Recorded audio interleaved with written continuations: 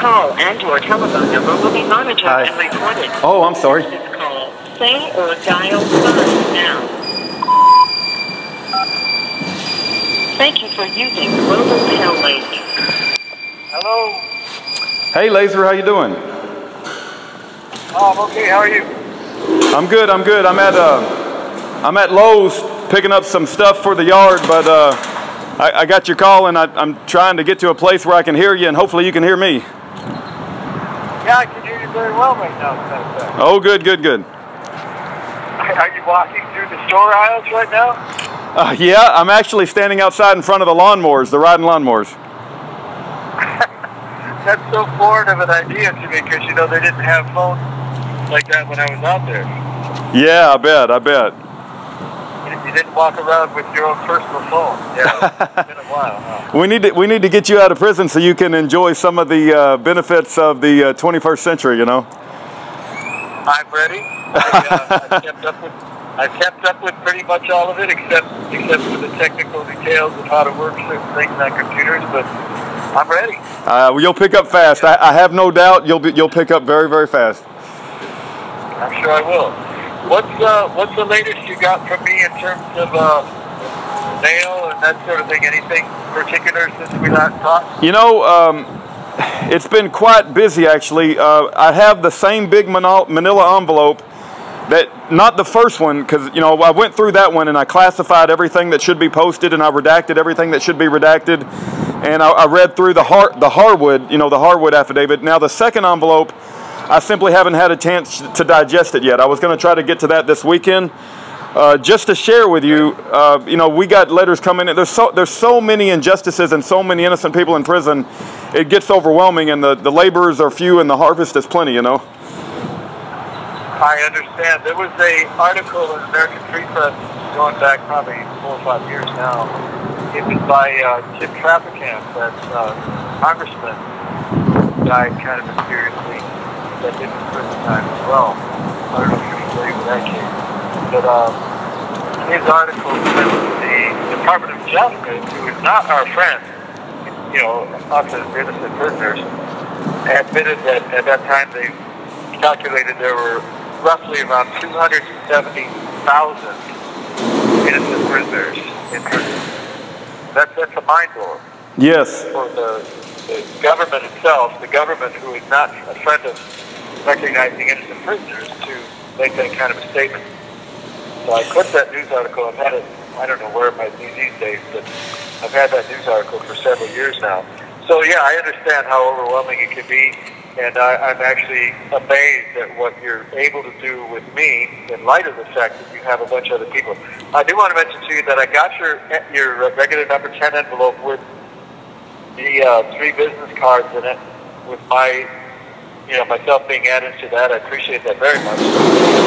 Thank you for including me in that. I know you got a lot of... Hey, no problem. I'm glad you got it. Did you know that Donald Trump had a press conference this morning about massive prison reform, and that when Governor Rick Perry got up, he said it was more than just prison reform. He called it criminal justice reform. So it appears that the tide is turning, and there's all kinds of articles coming out in mainstream media about how corrupt the FBI and the Department of Justice is. So the mainstream is starting to see the problem, and we're hoping to ride this wave and to push it as far as we can push it, because there's so many innocent people that have been separated from their families, and men like yourself that have been denied parole, and you know, sitting in prison for 35 years. So we really need to take advantage of what's going on.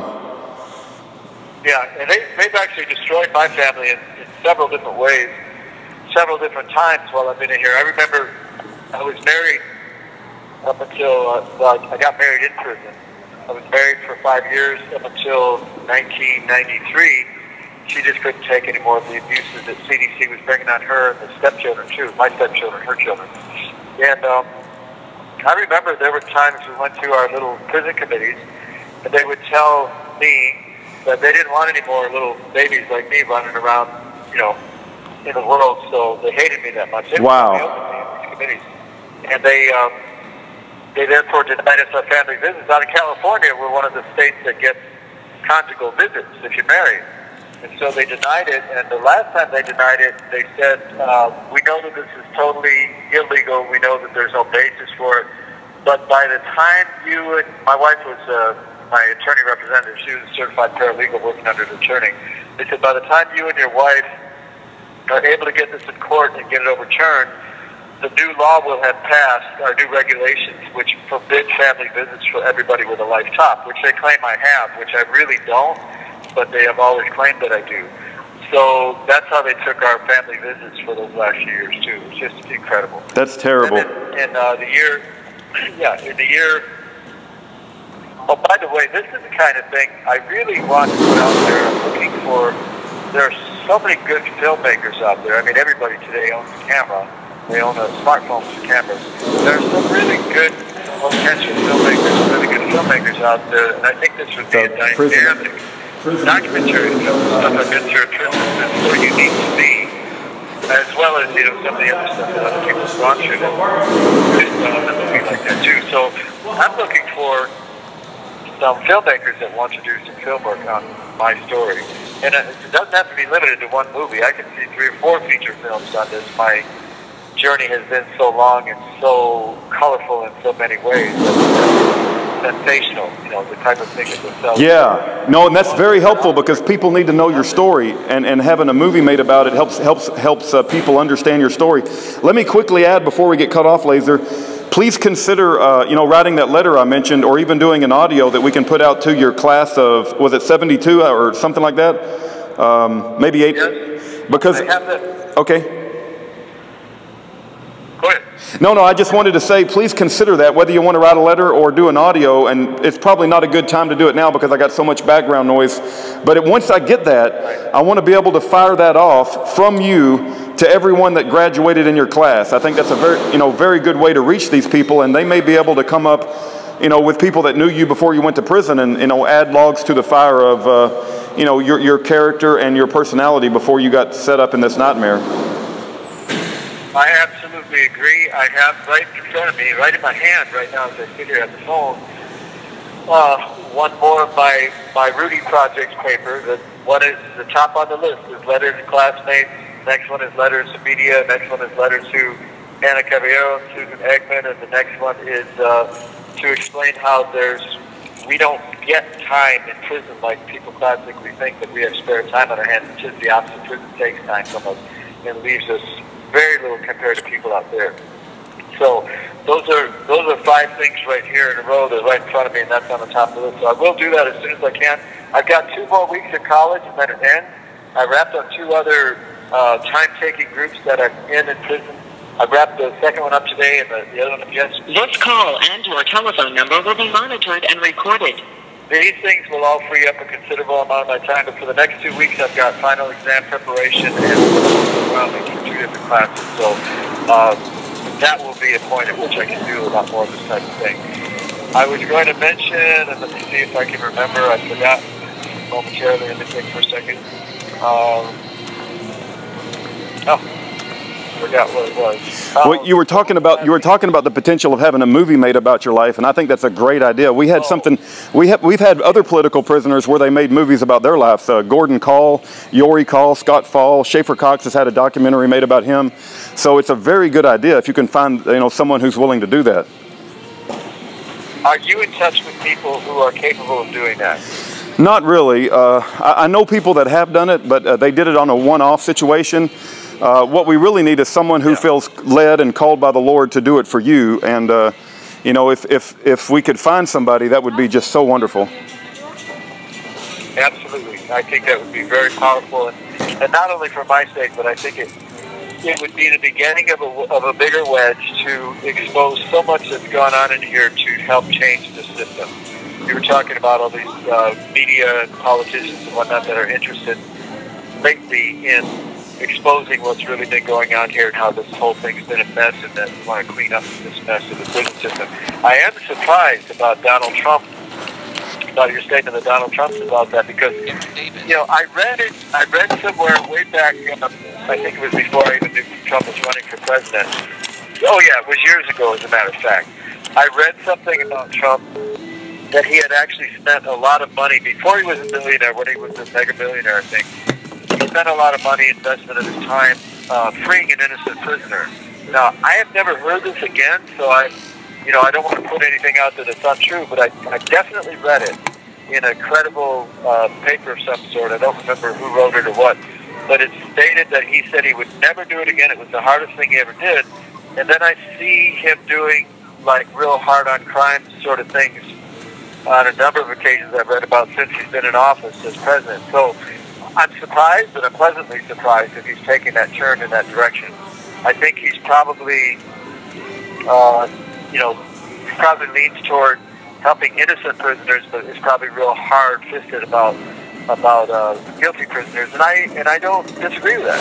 I think that that's not a bad policy. So as long as he keeps an open mind to the innocent prisoners and is willing to do something about that, and just the whole horror of the prison system for everybody and how it makes everything and everybody worse, I'm real happy to hear that. As a matter of fact, Charles Manson was somebody that I spent probably I'd say a fairly good amount of time with on two different main occasions, not throughout my whole imprisonment, because they've got 30-some prisons in California.